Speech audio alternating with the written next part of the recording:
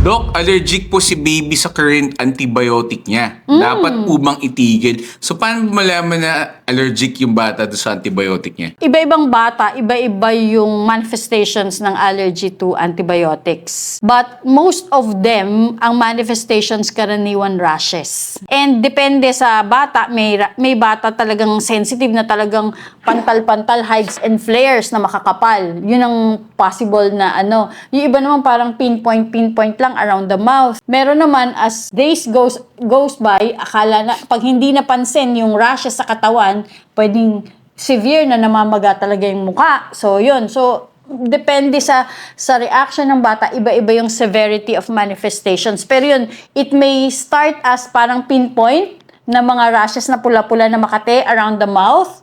And dito sa palms and soles, parang may pinpoint, tapos makita mo parang may halo. It's also a sign of Allergies. sa allergy antibiotic. to medications in general.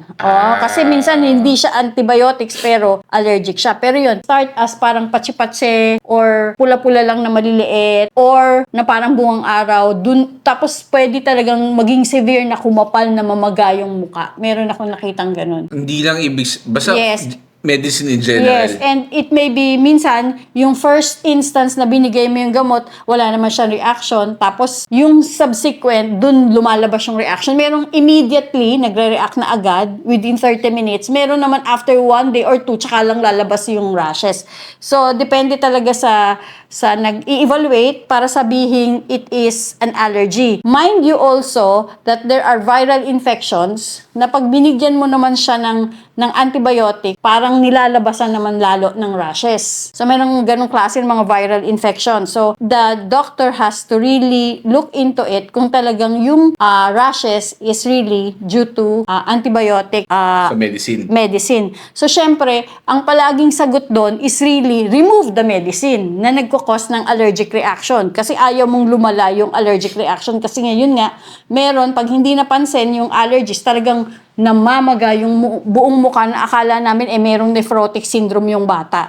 Yung pala, allergy. So, when we remove the antibiotics, all the manifestations nawala. So, ano nang gagawin So, pag... usually, syempre, symptomatic pa rin ang paggagamot. So, one, we give antihistamine. Most of the time, we give diphenhydramine. Kasi yun ang merong IV route na pwedeng ibigay na antihistamine. So, diphenhydramine every 8 hours.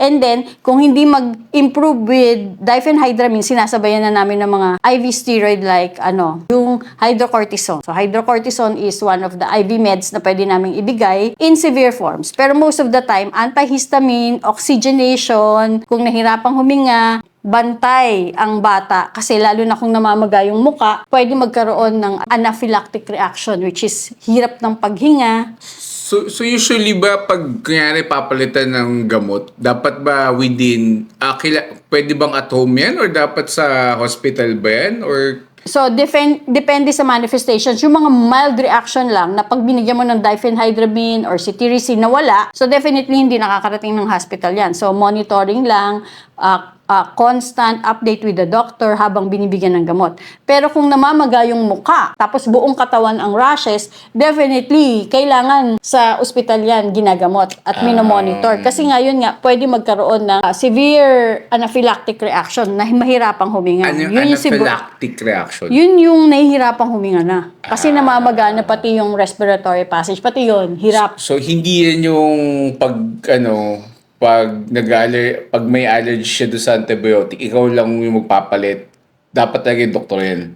Mas maganda. Tapos yun, most of the time, so bibigyan siya ng gamot within 24 hours, i-check siya kung kasi most of the time, kaya mo binibigyan ng antibiotics yan, may infection eh. So you really have to shift gear or shift antibiotics from the one na binibigay mo. Syempre, kailangan hindi ka mag-anak nung gamot na allergic ka or else kasi may klase-klase ng mga antibiotics yan like cephalosporins, mga penicillins, or yung mga macrolides. So usually, sinishift namin into macrolide kung mga penicillin siya may allergy.